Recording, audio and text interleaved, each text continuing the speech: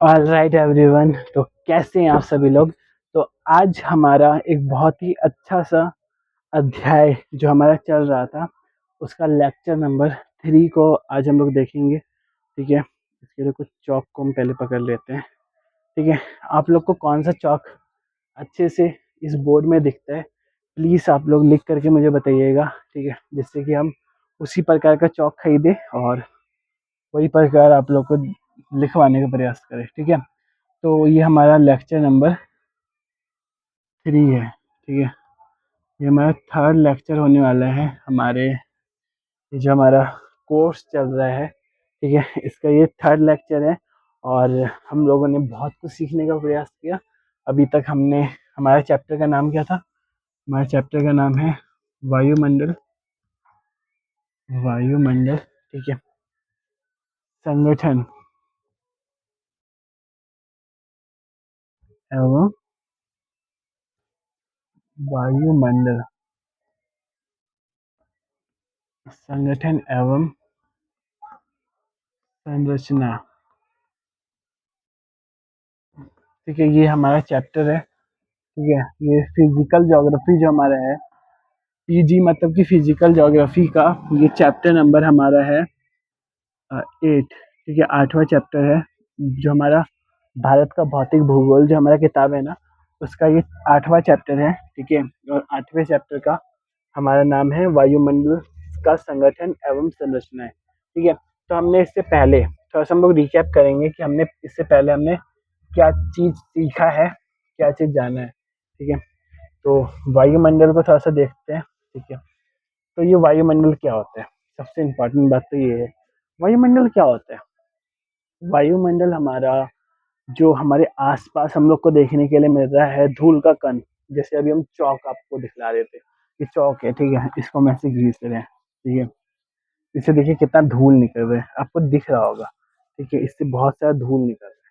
ठीक है, इसको हम, इसको, या फिर ट्रेन है। ठीक है, ट्रेन से इतना धूल निकल रहा होता है। या फिर हमारा कोई और चीज़ देख लेते हैं, जैसे स्कूल में दौड़ होता है, तो उस समय हम लोग सावधान विश्राम कर रहे होते हैं, तो उस समय हमारा धूल का कण निकल रहा होता है। ठीक है, तो इससे आप लोग अंदाज़ा लगा सकते हैं कि वायुमंडल में हमारा क्या होता है, धूल कण होता है। ठीक है, पहला चीज़ तो हम लोग को धूल कण देखने के लिए मिलता है। उसके अलावा वायुमंडल के अंदर हम लोग को हमारा जो जलवाष्प है, जो कहते हैं कि भाप है। ठीक है, भाप मतलब कि ज्योग्राफी की भाषा में उसको जलवाष्प कह देते हैं। ठीक है, अब जलवाष्प क्या होता है? जैसे कि हमारा पानी उबलता है। ठीक है, जैसे ये कोई बर्नर है, उसमें हमने पानी चढ़ाया और ये हमारा उबल रहा है। ठीक है, ये जो बर्नर है, इस पे हमने जो पानी चढ़ाया है, ये उबलता है, बहुत ज़्यादा उबल रहा है। ऐसी स्थिति में ये जलवाष्प निकल रहा होता है। तो वायुमंडल के अंदर हम लोग को जलवाष्प देखने के लिए मिल रहा होता है, धूलकण देखने के लिए मिल रहा होता है। इसके अलावा वायुमंडल में हमें गैस, ये जो गैस है ना, ये भी देखने के लिए मिल रहा होता है। हमारा एटमॉस्फेयर एक ऐसा वायुमंडल होता है ना, जहाँ पर हम लोग को अलग अलग प्रकार की गैसें देखने के लिए मिलती है। CO2, सबसे पहले तो CO2 गैस, जो हमारा कार्बन डाइऑक्साइड है। ठीक है, इस कार्बन डाइऑक्साइड को हम लोग छोड़ रहे हैं। ठीक है, ये बहुत बड़े मात्रा में हमें देखने के लिए मिल रहा होता है। ठीक है, CO2 गैस। वैसे सबसे ज़्यादा मात्रा में हमें नाइट्रोजन गैस देखने के लिए मिल रहा होता है। ठीक है, N2 गैस, जो करीब करीब 78% हमें देखने के लिए मिल रहा होता है। कार्बन डाइऑक्साइड हमें बहुत कम देखने के लिए मिलता है। ठीक है, ये नाइट्रोजन गैस हमें कुछ 78% देखने के लिए मिल रहा होता है। ठीक है, हमारे 100% में से 78% हमें नाइट्रोजन देखने के लिए मिलता है। उसके बाद हमारा आर्गन, एक गैस है, वो हमें देखने के लिए मिल जाता है। ठीक है, हमारे वायुमंडल में एक और गैस है हमारा, उसका नाम है, वो तो हमें पता है, ऑक्सीजन गैस, O2। ठीक है, तो ये सारी की सारी गैसें हमें हमारे वायुमंडल के अंदर देखने के लिए मिल जाता है। तो ये जो हमने लिखा है ना यहाँ पर, धूलकण, जलवाष्प, गैस, ये सब के सब हमारे वायुमंडल के संगठन होते हैं। ठीक है, वायुमंडल के संगठन होते हैं, जिससे मिल करके हमारा जो वायुमंडल है वो बना होता है। ठीक है, तो ये हमने समझने का प्रयास किया और हम लोग बहुत अच्छे तरीके से समझ चुके हैं। ठीक है, हम 1 मिनट में आ रहे हैं बस।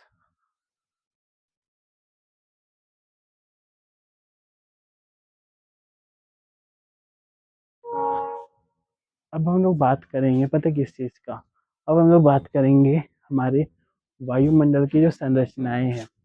जो कहते हैं कि वायुमंडल जो है वो किस किस चीज़ से मिल करके बना है, वो तो हमें पता चलेगा कि हमारा वायुमंडल इन सारी की सारी चीज़ों से मिल करके बनता है।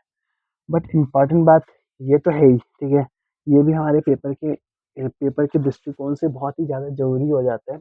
बट इससे ज़्यादा इम्पोर्टेंट हमारा ये टॉपिक होता है संरचना। ठीक है, तो चलिए समझते हैं हमारे एक बहुत ही अच्छे से टॉपिक को, जो है हमारा वायुमंडल का संरचना। ठीक है, हम सब कुछ यहाँ पर मिटा रहे हैं और एक एक ड्राइंग बनाएंगे। ठीक है, वो ड्राइंग हम किस चीज़ का बनाए, चलिए बनाने का प्रयास करते हैं। वो ड्राइंग हम बनाते हैं हमारे बादल का। ठीक है, वो ड्राइंग हम बनाते हैं एक किस चीज़ का बनाए, 3 कलर को मिक्स करके कुछ बनाने का प्रयास करेंगे। ठीक है, आपको अभी समझ नहीं आएगा लेकिन हम बनाने का प्रयास कर रहे हैं। ठीक है, 3-4 कलर ऐसे ही मिक्स कर रहे हैं बस, हम कर कुछ नहीं रहे, बस मिक्स करके कुछ बनाना है। 3-4 को कलर मिक्स करेंगे और थोड़ा सा आपको आ रहा है ना, कैमरे में अच्छे से दिख रहा है ना? ठीक है, एक और ड्राइंग बनाते हैं। ठीक है, और एक ड्राइंग और किस चीज़ का बना सकते हैं हम, एक हम एरोप्लेन का बना रहे हैं। ठीक है, एक एरोप्लेन, ठीक है, हम अच्छा से बनाने का प्रयास करेंगे एरोप्लेन। ठीक है, मान के चलेंगे कि हम लोग ने एरोप्लेन बनाया है। ठीक है, ये हमारा एरोप्लेन है, ये हमारा एरोप्लेन में जो लोको पायलट लोग बैठते हैं उनका जगह। ठीक है, रुकिए हम और अच्छे से बनाने का प्रयास करते हैं। ठीक है, मान के चल रहे हैं कि ये हमारा एक एरोप्लेन है। ठीक है, ये हमारे एरोप्लेन के अंदर जो विंडो होता है वो है। ठीक है, अब यहाँ पर हमारे लोको पायलट महोदय बैठ करके चला रहे हैं। पायलट और लोको पायलट दोनों होंगे। ठीक है, 2 लोग बैठ करके आराम से चला रहे हैं। और ये हमारा कुछ मैंने ये बनाने का प्रयास किया। इसको हम लोग पता क्या कहते हैं, इसको कहते हैं हम लोग, चलिए इसको हम अभी नहीं बता रहे क्या कहते हैं। इसको बताने से पहले ये सब आपको पता है कि ये बादल होता है। ठीक है, ये बादल है, ये बादल है। ठीक है, ये हम लोग का एरोप्लेन है। इसको हम लोग क्या कहते हैं, अरोरा। अरोरा, अरोरा, बस इतना से याद रखना है आपको, अरोरा। ठीक है, इसका पूरा नाम होता है अरोरा ऑस्टी, ऑस्टी कुछ ऐसे करके नाम होता है। चलिए हम देख के आप लोग को बताते हैं। अरोरा का इसका नाम होता है अरोरा वारियालिस। ठीक है, जिसको हम लोग अरोरा वारियालिस कहते हैं, वारियालिस। अरोरा वारियालिस, ये जो कलरफुल मैंने बनाने का प्रयास किया। ठीक है, और ये हम लोग को कहाँ पर देखने के लिए मिलते हैं, ये हम लोग को ध्रुव पे देखने के लिए मिलते हैं, ध्रुव पे। ठीक है, ध्रुव पर ये हम लोग को देखने के लिए मिल रहा होता है। ध्रुव के साइड, ये मतलब कि जो ऊपर का एरिया होता है ना, वहाँ पर हम लोग देख रहे होते हैं। अब मुझे ये चीज़ तो बताना नहीं है, मुझे ये ड्राइंग क्यों बनाए उसका मुझे थोड़ा समझाना है आप लोग को। ठीक है, अभी हम पूरा चीज़ को जोड़ने का प्रयास करेंगे और भी देखते हैं कि और कोई हमारा ड्राइंग बना सकते हैं। ये हमें ध्रुव पे देखने के लिए मिलता है और ध्रुव में भी ये उत्तरी ध्रुव में देखने के लिए मिल रहा होता है। ठीक है, ये हम लोग को बस उत्तरी ध्रुव में दिखता है। ठीक है, ये हमें पता होना चाहिए। और कोई ड्राइंग हम बना सकते हैं?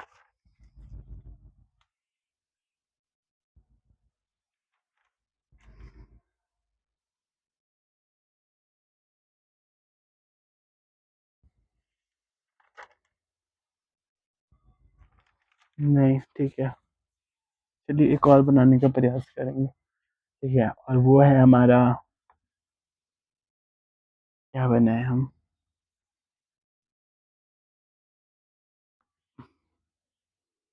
मान लेते हैं कि हमारा एक एरोप्लेन है। ये नहीं, एरोप्लेन नहीं, ये हमारा एरोप्लेन, ये है जहाज। ठीक है, ये हवाई जहाज है। हम क्या फैला रहे हैं आप लोग को।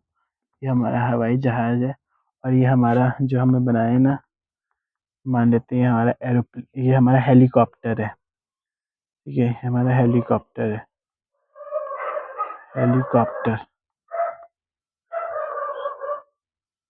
ठीक है, तो मैंने यहाँ पर कितना ड्राइंग बनाया है, 1 2 3 और ये 4। ठीक है, अब ये चारों ड्राइंग हम लोग बनाए हैं ना, हम लोग पता करते हैं कि ये चारों के चारों चीज़ें हमें कहाँ कहाँ पर देखने के लिए मिल रहा होता है।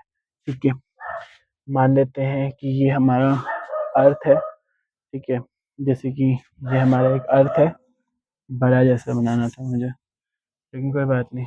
ये हमारा मान लेते हैं, ये हमारा एक अर्थ है। इस अर्थ के ऊपर यहाँ पर बैठ करके, यहाँ पर कहीं पर बैठ के हम अपना वीडियो बना रहे हैं। ठीक है, ये ट्राइपॉड है मेरा। ठीक है, इस ट्राइपॉड से हम अपना वीडियो क्रिएट कर रहे हैं। यहाँ बोर्ड है, जिस बोर्ड में आप लोग मुझे यहाँ पर देख रहे हैं। ठीक है, तो यहाँ पर मुझे सब कुछ दिख रहा है। अब ये जो है ना, इसके ऊपर कई सारे लेयर होते हैं, इसके ऊपर कई सारे लेयर हम लोग को देखने के लिए मिलते हैं। ठीक है, अभी हम आप लोग को वो लेयर अच्छे से बना करके दिखलाते हैं। ठीक है, ये अर्थ था। ठीक है, अब इस अर्थ के ऊपर मान लेते हैं ये हमारा अर्थ है। ठीक है, ये हमारा क्या है, अर्थ। आपको क्या करना है, हर एक चीज़ को अपने कॉपी में बना लेना है। ठीक है, जिससे आपको अच्छे से याद हो जाएगा सब कुछ। इस अर्थ के ऊपर हमारा बहुत सारे लेयर होते हैं। ठीक है, जैसे इसी अर्थ के ऊपर ऐसे कर करके कई सारे लेयर होते हैं। ठीक है, वो लेयर हम आप लोग को इस तरीके से लाइन खींच करके आपको दिखला रहे हैं बस। ठीक है, ये अर्थ दोबारा से बनाते हैं। ये अर्थ है, इस अर्थ के ऊपर हमारा एक लेयर होता है, जिसको हम लोग कहते हैं क्षोभ मंडल। ठीक है, और ये थोड़ा टेढ़ा होता है, इस तरीके से होता है। ठीक है, जो 8 किलोमीटर यहाँ होता है, 18 किलोमीटर यहाँ होता है। ठीक है, इसको हम लोग कहते हैं क्षोभ मंडल, क्षोभ मंडल। ठीक है, इसके बाद हमारा एक और लेयर होता है, जिसको हम लोग कहते हैं समताप मंडल। ठीक है, चलिए दोबारा से लिखते हैं, समताप मंडल। इसके बाद हमारा एक लेयर होता है, जिसको हम लोग कहते हैं आयन मंडल। ठीक है, नहीं, आयन मंडल से पहले हमारा होता है मध्य मंडल। ठीक है, मध्य मंडल, मध्य मंडल। उसके बाद हमारा लेयर होता है, जिसको हम लोग कहते हैं आयन मंडल। उसके बाद हमारा एक लेयर होता है, जिसको हम लोग कहते हैं, उसके ऊपर का एक लेयर है हमारा। ठीक है, जिसको हम लोग कहते हैं बहिर्मंडल के तौर पे हम लोग देख रहे होते हैं। ठीक है, बहिर्मंडल। ठीक है, बहिर्मंडल।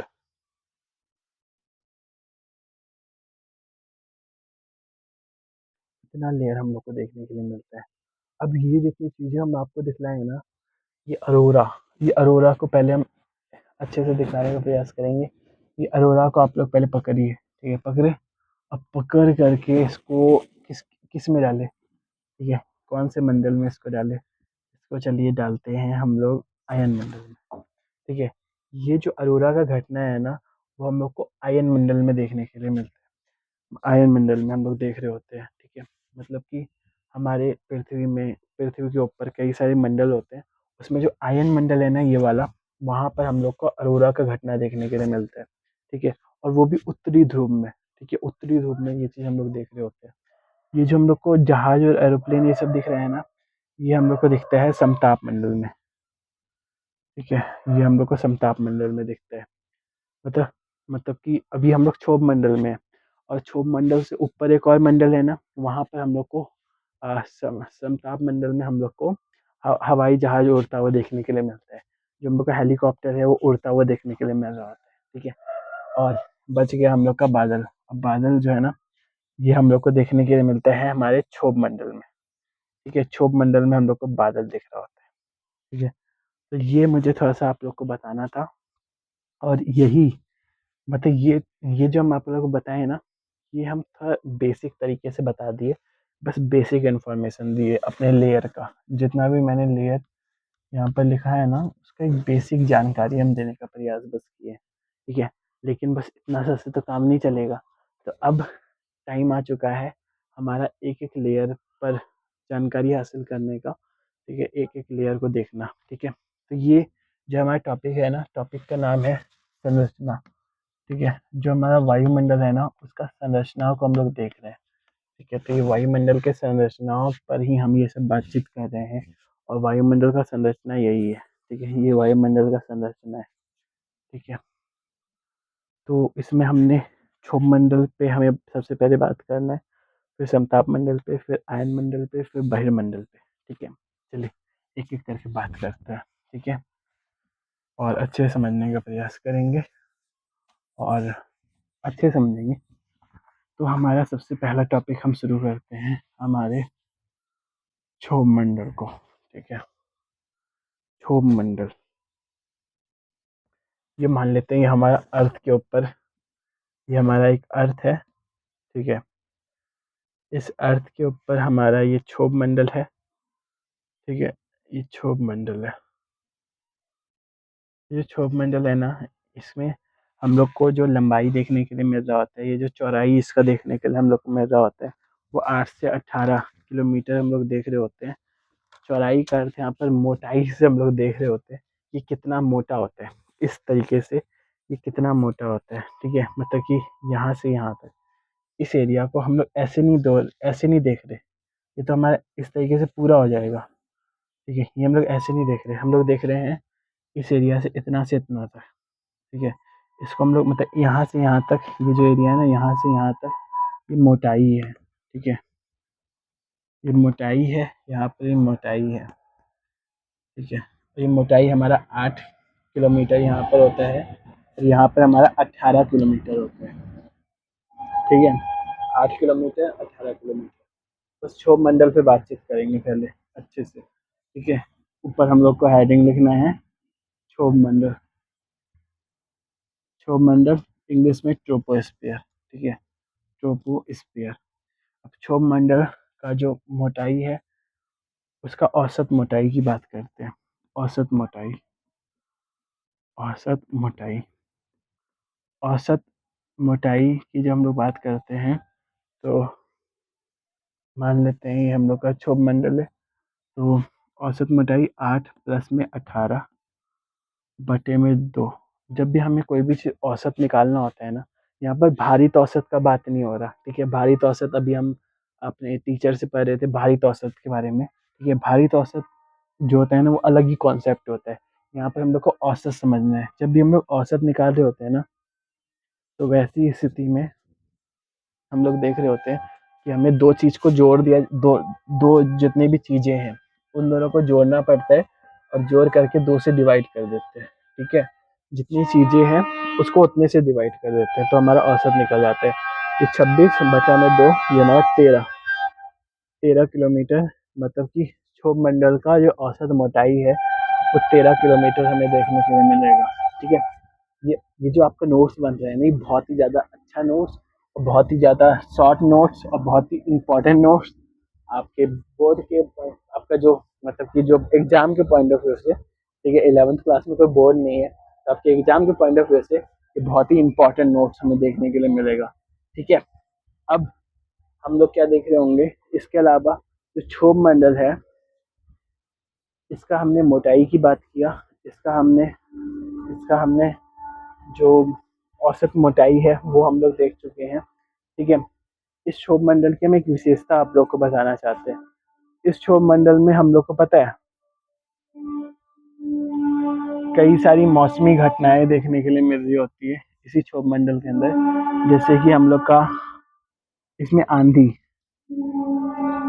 तूफान, ठीक है, जितनी भी चीजें हैं ना, हम और आगे का बोल देते हैं आंधी, तूफान, जितनी भी चीज़ हम लोग को देखने के लिए मिल रहा होता है, बहुत ही ज़्यादा तेज़ हवा आ रहा होता है, कोहरा, जो सुबह-सुबह कोहरा वगैरह ये सब चीज़ हम लोग देख देख रहे होते हैं।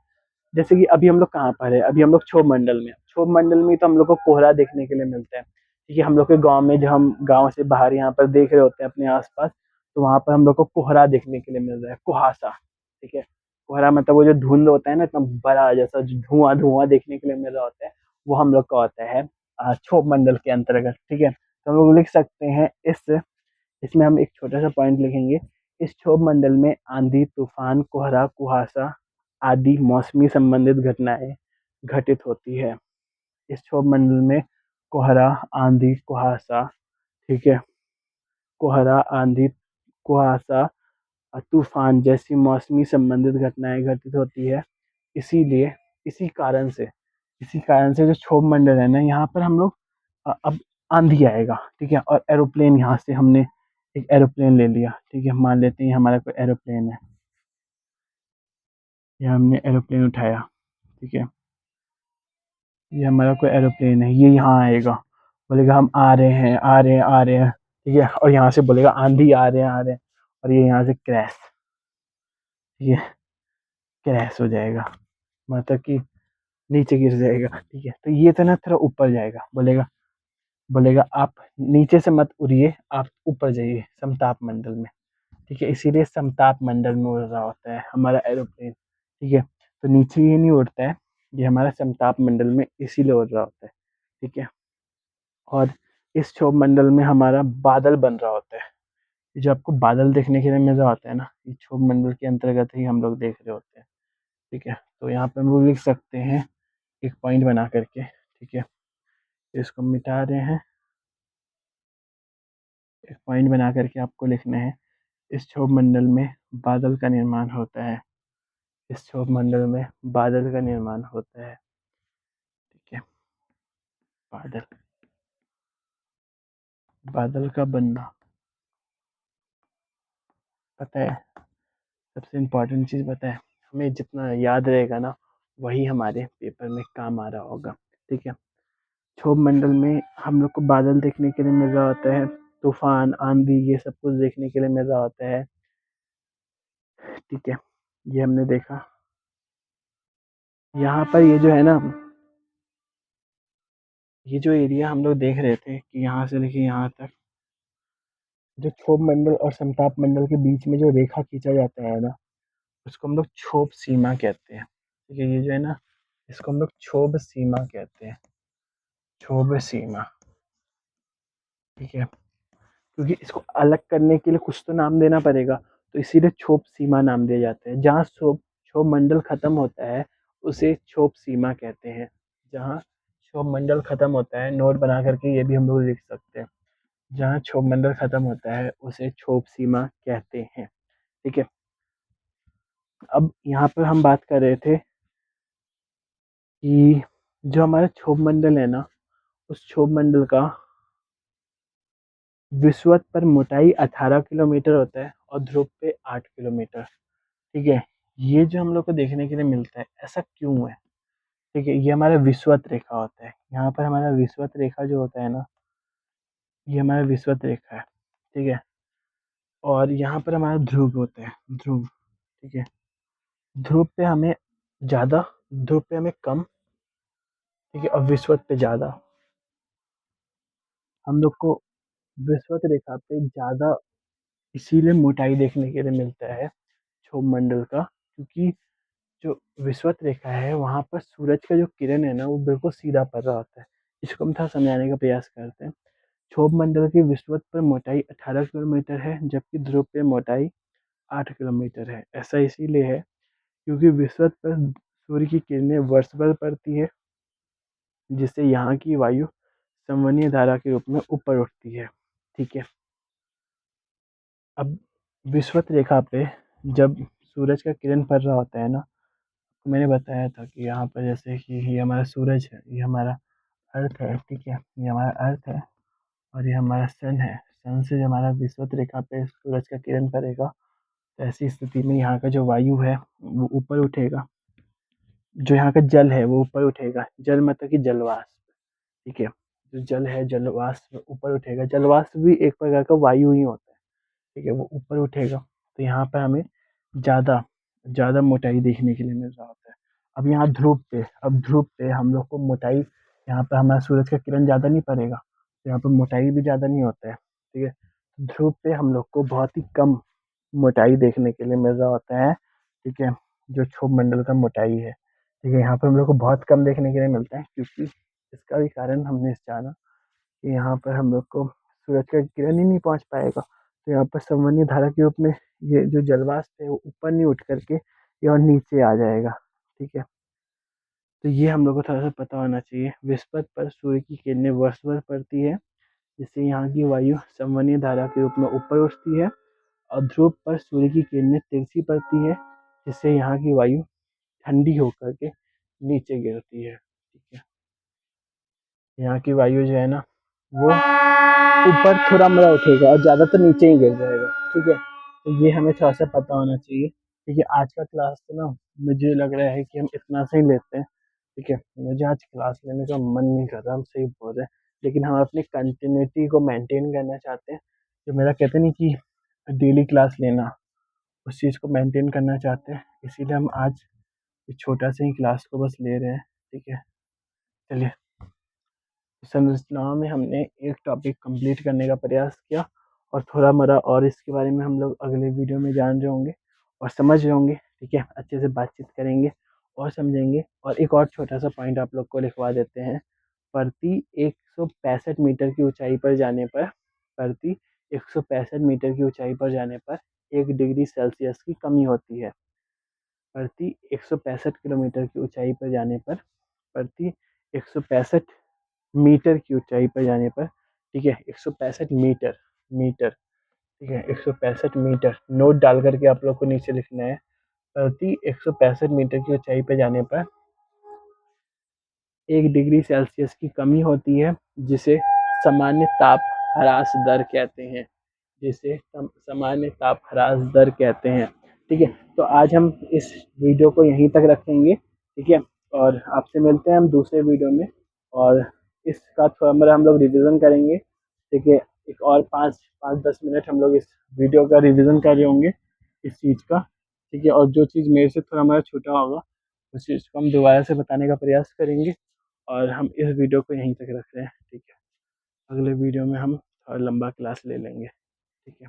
बस, थैंक यू सो मच, और आप लोग से मिलते हैं हम अगले वीडियो में। और हमने बहुत कुछ सीखने का आज भी प्रयास किया, हमने आज भी क्षोभ मंडल को समझने का प्रयास किया, ठीक है। इससे आगे वाले वीडियो में हम लोग समताप मंडल, मध्य मंडल, बहिर्मंडल, ठीक है, आयन मंडल, और जितने भी हमें मंडल देखने के लिए मिल रहे हैं उन सभी मंडलों को हम लोग बहुत अच्छे तरीके से समझेंगे।